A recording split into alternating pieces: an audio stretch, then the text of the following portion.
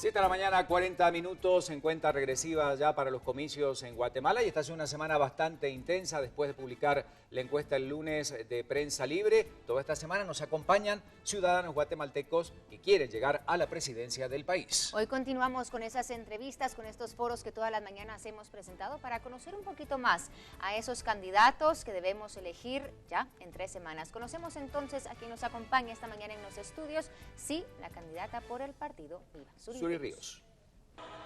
Suri Ríos, candidata a la presidencia Partido Visión con Valores.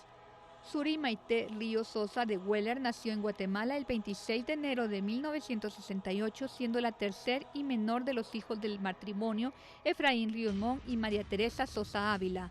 Sus hermanos Enrique y Homero ambos siguieron los pasos militares de su padre e ingresaron a las Fuerzas Armadas de Guatemala.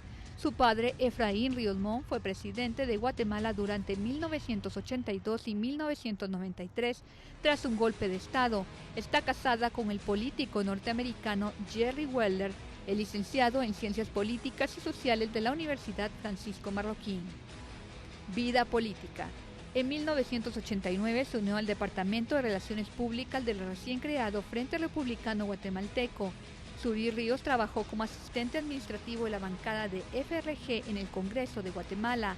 En las elecciones generales de Guatemala de 1995 fue electa representante del Frente Republicano Guatemalteco, diputada del Congreso por el Estado Nacional, y en 1998 fue elegida miembro de la Junta Directiva del partido FRG. En 1999 fue reelegida diputada del Congreso de nuevo por el Estado Nacional de su partido. Fue elegida para un tercer mandato de las elecciones generales 2003, recibiendo el segundo mayor número de votos en las listas electorales nacionales. En el 2003, antes de las elecciones generales de Guatemala del 2003, Suri Ríos fue acusada de ser una de las organizadoras del Jueves Negro. En las elecciones generales del 2008 celebradas en el mes de septiembre, Suri Ríos junto a Efraín Ríos Montt son nuevamente electos diputados por lista nacional. Finalizaron su mandato el 14 de enero del 2012, dándole fin a su carrera de 16 años como diputada. Fue proclamada por el Frente Republicano Guatemalteco como precandidata a la presidencia por las elecciones generales de Guatemala en el 2011, al 30 de octubre del 2010. Ella aseguró que la Constitución Política de Guatemala de 1985 no le prohibía participar como candidata, puesto que su padre, Efraín Ríos Montt, fue presidente de Guatemala durante 1982 al 83. Fue precandidata de la presidencia de Guatemala del FRG, pero el 14 de mayo del 2011 oficializó su retiro de la elección y además se postula candidata a la presidencia de las elecciones del 2015 por el partido Viva. Bueno, le damos la bienvenida a la candidata que hoy nos acompaña, Suri Ríos, del partido Viva. ¿Cómo le va? Muy bien, Primero, muchas gracias. la fecha de cumpleaños, porque Muy hay que buenos decirla días. bien. ¿Cómo amaneció? Buen día. Buenos días, en Viva la Mañana, el 24, es 24 de enero. 24 de enero, hay que Sí. decirlo correctamente. Gracias por acompañarnos. Gracias a ustedes. Tenemos 40 minutos para poder abordar varios temas. Dentro de su campaña, uno de los principales ha sido la lucha contra la corrupción, cero tolerancia a la corrupción. Hoy presentamos un titular que dice que el 30% del presupuesto general de la nación es vulnerable a la corrupción y que 4.000 millones de quetzales están en riesgo por mala práctica en el país, sobre todo en áreas como salud, educación, seguridad. Cuando habla de cero tolerancia a la corrupción, ¿cómo va a combatir este partido? ¿Qué plantea? Precisamente nosotros creemos, y lo hemos dicho así en nuestra propuesta política, que la corrupción es como un cáncer que está contaminando el cuerpo de los servidores públicos. Entonces, cuando nosotros decimos vamos a combatir y cero tolerancia, es porque en primer lugar queremos un grupo de servidores públicos que tengan una conducta ejemplar, que realmente nos sometamos todos los que estemos en el servicio público a un código de ética, de trabajo, de atención a nuestro patrón, que son los ciudadanos y que a través de sus impuestos pagan nuestro salario. Por otra parte, creo que la tecnología es muy importante. Queremos un sistema realmente tecnológico de innovación que esté todo el tiempo funcionando, donde hayan cámaras, donde haya una supervisión de qué están haciendo los trabajadores en los momentos de su función pública. Queremos eliminar, por ejemplo, la discrecionalidad que hay en los puertos, en las aduanas, donde son los empleados los que dicen cuánto se paga para dejar ingresar qué, cuando también está esa tecnología, esa innovación, que no es ningún descubrimiento, sino que muchos países en el mundo la tienen, eliminar esa discrecionalidad. Queremos suprimir todos aquellos que ejecutan parte del presupuesto, como los fideicomisos, por ejemplo, o algunas ONGs que trabajan en ejecución presupuestaria y que precisamente se presta a la corrupción. Queremos una firma de auditoría internacional que ya la tiene la Santa Sede, precisamente competitivamente, se llama McKinsey, puede ser cualquier otra, que precisamente hace un estudio granítico de cuántos recursos hay en el organismo ejecutivo, que sería el caso, en qué se gastan, en cuánto tiempo y por qué. Porque al haber fracasado el ente recaudador, que fue la SAT, que es la SAT, entonces hay una crisis de confianza en el contribuyente y la moral tributaria está por los suelos.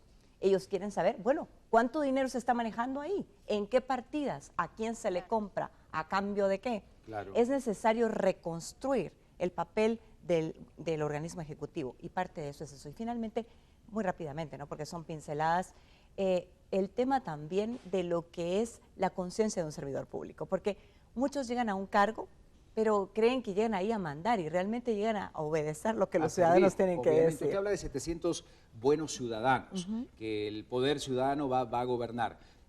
¿Cómo hace para buscar o cuál será la logística? ¿Ya tiene esos 700 ciudadanos? ¿Cómo los van a evaluar? ¿Cómo los van a controlar? Porque más allá de las buenas intenciones se necesita el conocimiento para poder administrar dentro de alguno de los organismos. Usted tiene toda la razón. De hecho, he pedido a algunas universidades del país, a algunos grupos gremiales, a la academia, que me propongan nombres, pero también lo he pedido en mi página de Facebook. Ahora vamos a tener precisamente una nueva ventana para que la ciudadanía me proponga personas que creen que pueden llegar a servir a diferentes cuadros medios y superiores con responsabilidad y con rendimiento de cuentas. La belleza que tenemos en esta propuesta política de Viva es que no tenemos compromisos partidarios para ejecución de funciones dentro del organismo ejecutivo o que tengamos algún compromiso familiar o algún compromiso partidario. No, no, no, al contrario. Lo que tenemos es un compromiso ciudadano y para eso están abiertas las puertas, para que vengan los ciudadanos y ciudadanas que quieran servir y darle su tiempo a la nación. 4 años de servicio a la nación. Hablando de ciudadanía, Suri, yo sé, usted hablaba de una desconfianza tributaria, también hay una desconfianza hacia las autoridades en todo nivel. Hasta ahora recientemente con el Partido Patriota, el FRG, históricamente había sido conocido como uno de los partidos más corruptos de Guatemala. Usted estuvo involucrada con el FRG, ahí al frente también como diputada. ¿Cómo hace usted para sembrar esa confianza en los guatemaltecos o para desligarse quizá de esos actos que se dieron durante el gobierno del expresidente Alfonso Portillo? Algunas personas creen que el FRG hizo un mal gobierno, algunas otras dicen que no. Eso depende qué medio o qué grupo de opinión consulte usted. Pero bueno, mi trabajo ha sido desde el Congreso de la República. Yo nunca ocupé no ocupé ningún cargo en el organismo ejecutivo. Yo trabajé dentro del Congreso de la República, no solamente durante el gobierno del FRG, sino que durante 3 gobiernos más, precisamente legislando, precisamente interviniendo en la fiscalización y en la auditoría ciudadana y precisamente a través de procesos de intermediación, sobre todo en los temas de política exterior, de salud y de educación. Yo creo que hay una desconfianza en la clase política en general, por eso es que vemos a veces surgir figuras que no han pertenecido tradicionalmente a la clase política, pero que realmente conocen muy poco de la función pública y del quehacer del Estado. Yo no le estoy imponiendo mi candidatura a nadie, yo simplemente estoy proponiendo una serie de soluciones políticas que creo que funcionan para la época de crisis que Guatemala está viviendo. Si la ciudadanía quiere que nosotros trabajemos en soluciones para construir, qué bien, y si no, qué bien. Lo importante es yo cumplir con mi responsabilidad de someterme al juicio de la población y decir yo puedo hacer el trabajo mejor que cualquiera de mis adversarios políticos y que la gente decida. Ahora, aquí, ¿quién es santo, puro y casto? Que se ponga de pie. Hablando de soluciones, usted aspira a ser la presidenta del país, pero los poderes, a pesar de su independencia, son necesarios en interacción para poder avanzar. En el caso del Congreso de la República, 16 años dentro del Congreso. ¿Cuál es el peor mal, el peor error que se comete dentro del Congreso que no permite que se avance? Hoy hay temas tan importantes allí estancados, pero no es de esta sola gestión, es de larga data. Usted que tiene la experiencia del Congreso, ¿cuál es el peor mal que tiene el Congreso que es muy mal visto por la sociedad guatemalteca? Bueno, en cualquier país del mundo el Parlamento siempre tiene una crítica muy fuerte y una falta de credibilidad. En cualquier país del mundo, el Parlamento, el Congreso de la República carece de esa credibilidad. Los analistas políticos han dicho que este Congreso quizá ha sido el peor de la era democrática. Yo creo que si algo le ha faltado a este Congreso es debate público. No hay debate, no hay discusión. Tuvimos 93 diputados nuevos que prácticamente fueron tragados por el sistema. Falta de capacidad, falta de ganas. Discusión abierta además, porque para eso es el Parlamento, para debatir, para hablar, para discutir, no la hay. Es más, yo creo que ni siquiera hay interés en conocer la ley orgánica. Vemos como muchas mociones privilegiadas, muchas iniciativas ni siquiera son leídas por los mismos parlamentarios, sino que los jefes de bloque simplemente han decidido y pasan o no pasan.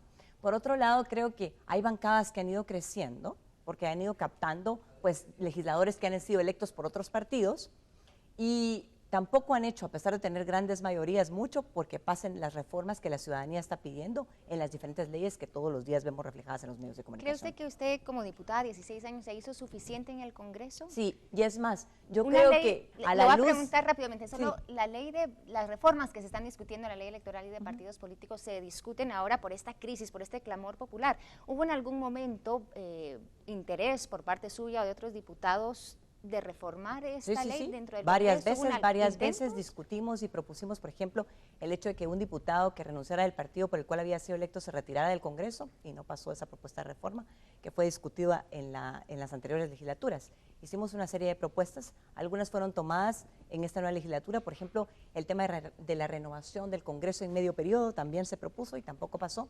Pero yo creo que hoy, a la altura de la crisis política que tenemos, hay reformas mucho más importantes, como el hecho de que ahora los diputados ya no sean electos por lista partidaria, sino que por nombres. Además, yo creo que es importante reducir el número de diputados de acuerdo a los distritos electorales, sobre todo con la crisis financiera que tenemos. Y por otro lado, ¿cómo se distribuye el distrito? ¿Solo por el hecho de ser un departamento de la República? No, deberíamos de pensar en población. Por ejemplo, la zona 18 es una zona tan grande que genera 2 o 3 diputados en la ciudad capital. ¿Por qué no tenemos un diputado que represente ese distrito y que la gente lo conozca, que sepa quién es su servidor, como tienen otras naciones? Entonces, yo sí creo que el Congreso hay que hacer una serie, pero necesita esas reformas, una voluntad política enorme y un compromiso ciudadano de sacar adelante eso.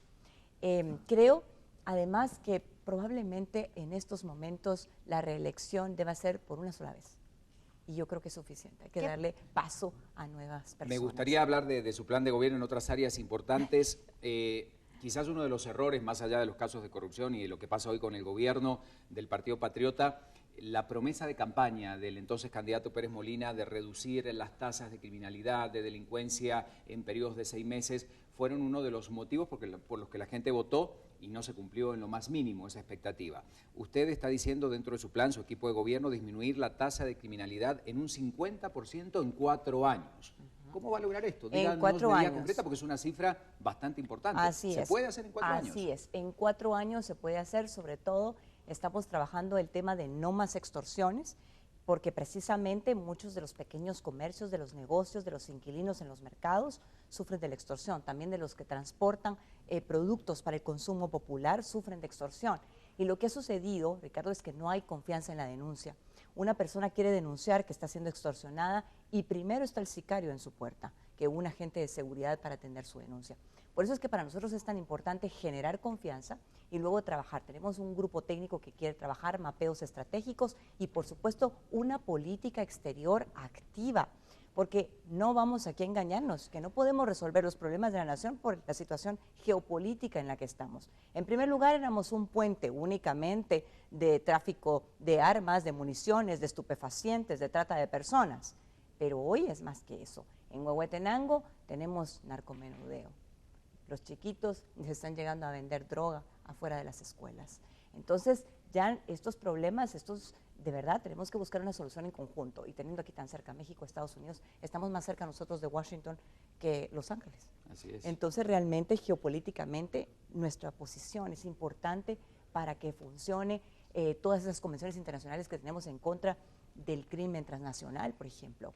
Ya tenemos avances en los libros de seguridad y los compromisos, pero sí necesitamos un grupo organizado, una política exterior efectiva y una gran voluntad política.